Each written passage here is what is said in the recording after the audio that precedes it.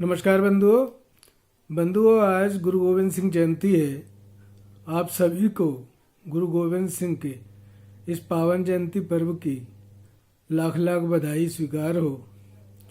बंधुओं, गुरु गोविंद सिंह का सेक्रीफाइस, उन्होंने जो त्याग और बलिदान किया है हमारे मानवता के लिए, पूरे भारतवर्ष के लिए, वो अतुलनीय है। कृष्ण भगवान के बाद अगर हम पीछे उठा के देखें तो महाभारत काल के बाद अगर किसी अकेले एक महापुरुष ने, जिसने के जो ऋषियों की परंपरा को निभाते हुए और युद्ध किया, जिस तरीके से भीष्म पितामह इतने बड़े महारथी थे, उसी तरीके से गुरु गोविंद सिंह ने किस तरीके से जो हिंदू धर्म की रक्षा के लिए औरंगजेब की फौज से लोहा लिया, एक नए पंथ की स्थापना की, किस तरीके से एक मार्शल कौम तैयार की, और किस तरीके से जो ज्ञान का प्रकाश फैलाया और धर्म की रक्षा के लिए एक पूरी खालसा पंथ की स्थापना करी। सन 1666 में 22 दिसंबर को उनका जो है वो अवतरण हुआ गुरु जी का, और 8 अक्टूबर 1708 में उनका जो है वो ज्योति ज्योत समाए हैं। तो 41 साल के छोटे से जीवन काल में 33 वर्ष की उम्र में उन्होंने खालसा पंथ की स्थापना कर दी। बंधुओं, 33 वर्ष की उम्र क्या होती है? कुछ नहीं होती है। इसी तरीके से जब वो 9 साल के थे तब कश्मीरी पंडित उनके पास दौड़े दौड़े आए। वो 9वें गुरु जो इनके पापा थे, गुरु तेग बहादुर, उनके पास आए और बोले कि हे गुरु महाराज, ये औरंगजेब रोज 1.25 मन ब्राह्मणों के जनेऊ उतारता है और तब जाके वो खाना खाता है। हमको इसके अत्याचारों से बताओ, ये हमारा धर्म परिवर्तन करके हम सबको मुसलमान बनाना चाहता है। तो गुरु जी ने बोला कि भाई ऐसा है, औरंगजेब को संदेश दे दो कि अगर जो है हमारे गुरुजी इस्लाम स्वीकार कर लेंगे तो फिर हम सभी लोग, सारे कश्मीरी पंडित, इस्लाम कबूल कर लेंगे। तो ये जो प्रेरणा दी, ये उनको गुरु गोविंद सिंह ने दी, क्योंकि वो उस समय 9 साल के थे। तो वो देख रहे थे। तो गुरु जी बोले कि भाई किसी एक महापुरुष को इसके लिए बलिदान देना पड़ेगा, तब ये सिलसिला रुक सकता है। तो गुरु गोविंद सिंह जी ने अपने पिताजी से बोला कि पिताजी, आपसे ज़्यादा बड़ा महापुरुष कौन है जो कि इस बलिदान को दे। तब उनकी समझ में आया कि मेरा बेटा जो है वो इतना समझदार हो गया है। तो उन्होंने अपने आप को फिर समर्पित किया और वो जाके पेश हुए, और दिल्ली में जाके गुरु तेग बहादुर जब गए हैं तो औरंगजेब ने उनको बाध्य किया कि तुम इस्लाम कबूल करो। उन्होंने इस्लाम कबूल नहीं किया तो उनके सिर को धड़ से अलग कर दिया गया, और जिस जगह पे उनके सिर को धड़ से अलग किया गया है वो जो है जगह शीशगंज गुरुद्वारा वहाँ पे बनाया गया है। बंधुओं, गुरु गोविंद सिंह ने जब खालसा पंथ की स्थापना करने के बाद में जो जंग लड़ी है उसमें उनके 4 बेटे थे। चारों बेटे शहीद हो गए। जो अजीत सिंह और जुझार सिंह तो लड़ाई में मारे गए, और जो जोरावर सिंह और फतेह सिंह थे वो 7 और 9 साल के थे। तो उनको जो है वो उनकी जो वहाँ का जो उनका फौजी जनरल था वो कहता था कि भाई तुम इस्लाम कबूल करो, नहीं तो तुमको दीवार में चुन दिया जाएगा। तो उनके उन बच्चों को उनकी दादी सिखाती थी कि बेटा अपना धर्म नहीं त्यागना है और किसी भी सूरत में नहीं त्यागना है। तो जब उनको दीवार में चुनवाने के लिए लाया गया तो वहाँ पे मौलवियों ने उनको बहुत डराया कि भाई तुम छोटे बच्चे इस्लाम कबूल कर लो, तुमको नींव में नहीं चुना जाएगा, जिंदा नहीं चुना जाएगा। लेकिन वो जो है अपनी दादी की प्रेरणा से और पिता की प्रेरणा से उन्होंने जो है दीवार में चुनना कबूल किया, और वो दोनों दीवार में जिंदा चुन दिए गए। ये पूरे इतिहास में एक मिसाल है कि 7 साल और 9 साल के बच्चों को दीवार में जिंदा चुनवा दिया जाए और वो बच्चे हंसते हंसते दीवार में चुनने के लिए तैयार हो जाएं और अपने धर्म का परित्याग न करें। बंधुओं, हमारा जो भारतवर्ष है, आज जो यहाँ का जो धर्म की स्थापना है, जो ऋषियों की परंपरा रही है, वो शुरू से ये सनातन परंपरा बड़ी जो है त्याग पे और तपस्या पे और बलिदान पे आधारित है। हजारों लाखों वीरों ने, हजारों लाखों योगियों ने और ऋषियों ने इस भारतवर्ष के लिए अपना जो है जीवन बलिदान किया है। इसीलिए भारतवर्ष आज भारतवर्ष है।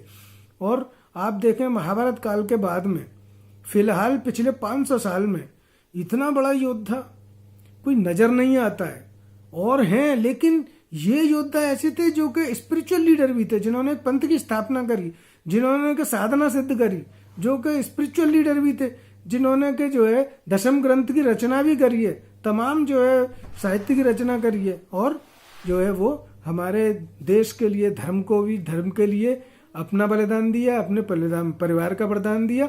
और हम सभी भारतवर्ष के जो लोग हैं वो गुरु गोविंद सिंह के बहुत ऋणी हैं। इन्होंने एक ऐसे जो है पंथ की स्थापना करी है जिस पंथ को जो है वो पूरे विश्व में जाना जाता है। इवन ब्रिटेन में भी, इंग्लैंड में भी जो ब्रिटिश फौज है उसमें भी एक सिखों की बटालियन होती है। और आज सिखों की वजह से कोई हमारा जो है देश पे, हमारे देश की तरफ कोई आंख उठा के नहीं देख सकता है। चाइना भी सिखों से बहुत डरता है। वो समझ लो कि देखता है कि भाई इनके सिख हैं, जट हैं, जाट हैं और इतने बड़े बड़े वीर योद्धा हैं, गोरखा हैं, तो वो जो है हिम्मत नहीं करता है कि टकराने की जो है।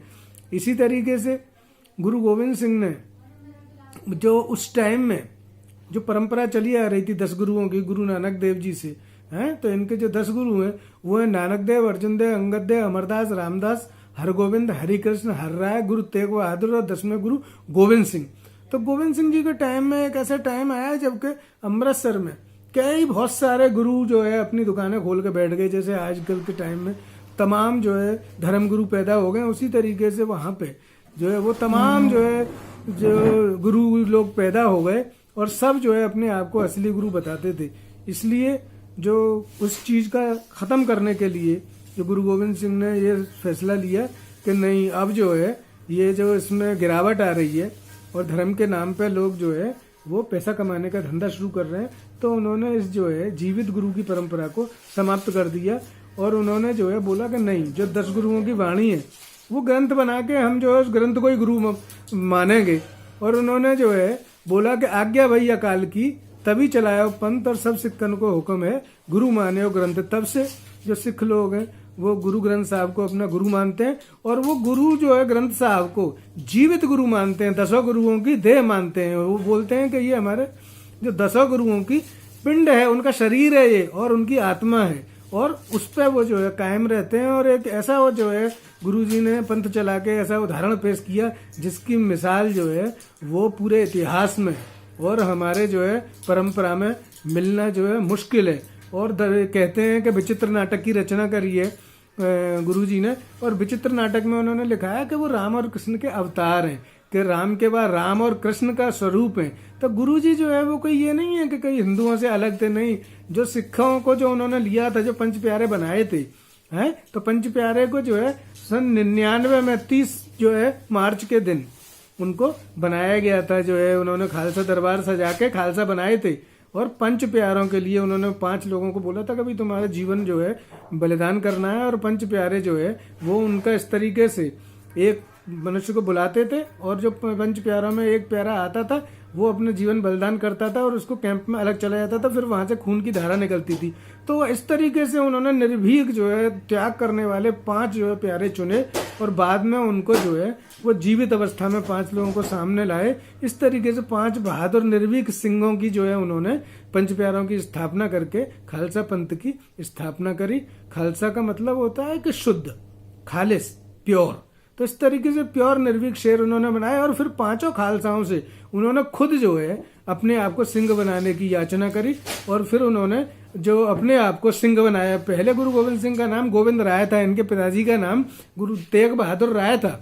तो फिर ये जो है गोविंद राय से गोविंद सिंह बने और उसके बाद में जो है वो सब इतिहास सबके सामने। तो इनका जो है अद्वितीय है। कृष्ण भगवान के बाद ऐसा लगता है कि भाई पिछले 5000 साल में देखो तो गुरु गोविंद सिंह का मुकाबला जो है किसी से किया नहीं जा सकता है। जिस तरीके से हमारे परशुराम ऋषि थे, जिस तरीके से हमारे ब्रह्मा विष्णु महेश हैं, जिस तरीके से राम और कृष्ण हैं, उतने जो है महान विभूति हमारी ये जो है इनकी है, और इन्होंने स्वयं भी अपने आप को राम और कृष्ण का अवतार बताया, और ये वास्तव में ये अवतारी पुरुष हैं।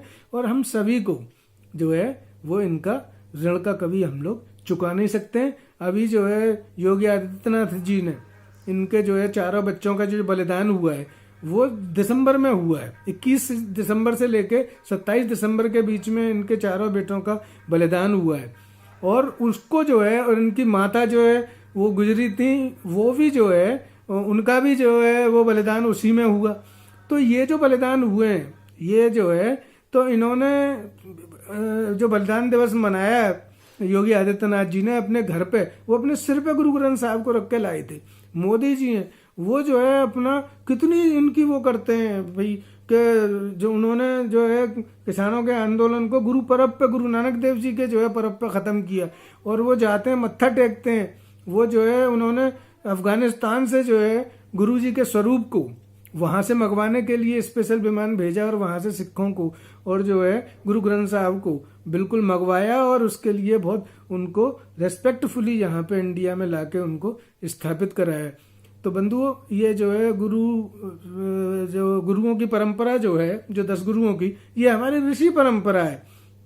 ये कोई हमारे लोग कहते हैं हिंदू और सिख कोई अलग नहीं है, ये तो भाई भाई हैं, एक ही परिवार के लोग हैं। और सिख जो है एक पंथ है, वो जो है हमसे कोई अलग नहीं है, हमारे ही भाई है। और जैसे दूध और पानी को अलग नहीं किया जा सकता, इसी तरीके से हिंदू सिखों को भी अलग नहीं किया जा सकता। और हम जो है दोबारा से गुरु गोविंद सिंह जी के प्रकाश उत्सव पे हम जो है गुरुओं की वंदना करते हैं, और उनके ऋण को हम कभी चुका नहीं सकते हैं। और उनका जो त्याग और बलिदान है वो अविस्मरणीय और हमारे लिए एक प्रेरणा का स्रोत है।